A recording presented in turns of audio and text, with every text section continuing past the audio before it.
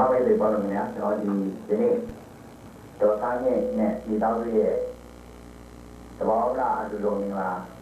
အလူဒီတဲ့ချက်ဝဲကိုကျွန်တော်စတင်ပြောတဲ့အတွက်ကျွန်တော်ဒီတောင်းရဖို့စတော့ဖြစ်ပါပါခင်ဗျာ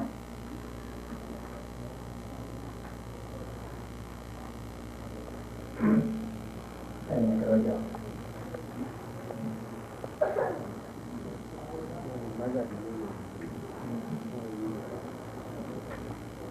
အဲ့ဒီအားလုံးတိုင်းဖြစ်ကြတယ်။ရာဒီယာတာကဆရာလူသားတွေ